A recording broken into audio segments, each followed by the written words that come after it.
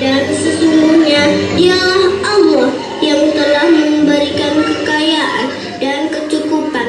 Al-Quran Surah An-Najm ayat 48. Di sebuah hutan yang rindang tumbuh berbagai jenis pohon dengan buah-buahan yang manis dan ranum, sehingga banyak binatang yang senang tinggal di sana. Rusa, gajah, beruang, hingga aneka serangga hidup dengan harmonis. Pada suatu ketika, hutan tersebut kedatangan penghuni baru, yaitu si ulat kecil. Banyak binatang yang tidak menyukainya karena ulat kecil banyak sekali makannya. Oleh sebab itu, si ulat kecil harus hidup berpindah-pindah dari pohon satu ke pohon lainnya. Wahai pohon apel, bolehkah aku tinggal di dahanmu? Tidak, tidak boleh. Makanmu banyak. Kau tidak memberi manfaat apapun padaku. Ya, itu benar. Kau akan merusak daun kami. Tapi aku janji akan membalas kebaikanmu, apel. Tidak, Aku takut tidak akan berbuah jika kau menempel padaku. sudahlah ulat, pergi sana.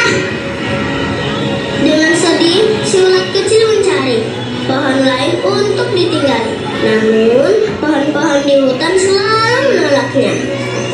Di tengah perjalanan, banyak pohon lain berbisik tentangnya. Lihat ulat kecil itu, kasihan kali. Untuk apa kasihan?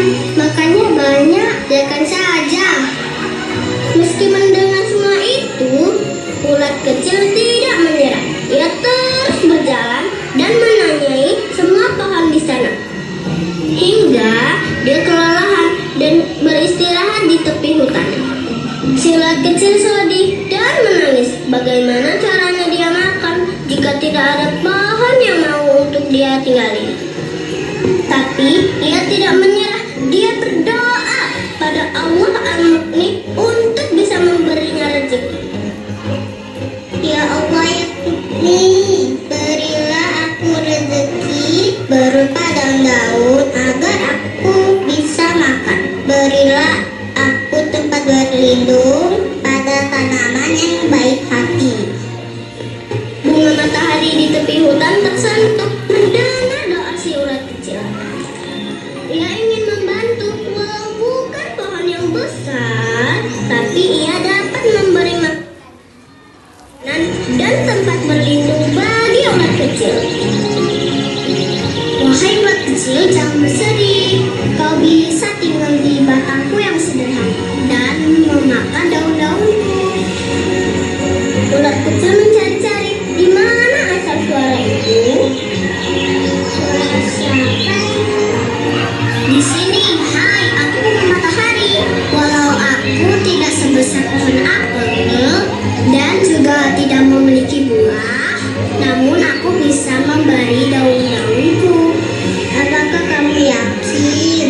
Kata pohon lain, makanku banyak. Tidak perlu khawatir.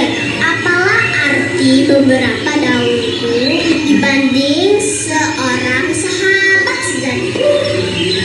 Ulat kecil sangat senang. Ia tak hanya menemukan tempat tinggal dan makanan, tapi juga seorang sahabat. Allah mendengar doanya. Sejak saat itu, si ulat kecil menghabiskan waktunya bersama bunga matahari. Mereka bercerita dan tertawa bersama. Namun, pada suatu hari, Wahai sahabatku, hari ini adalah hari terakhir kita bermain.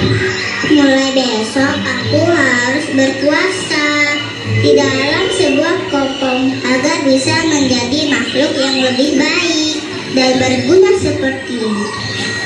baiklah ulat kecil, aku hanya bisa mendoakanmu. Si ulat kecil membungkus dirinya dalam kepompong.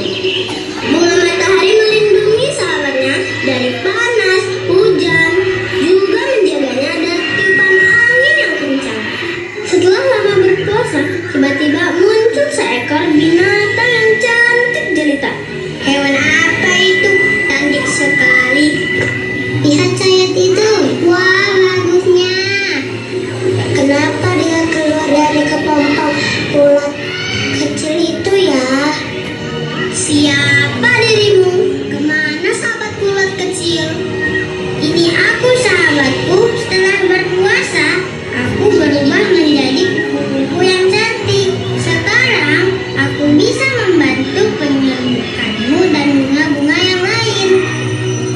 Bunga matahari begitu gembira mendengar penjelasan kupu-kupu.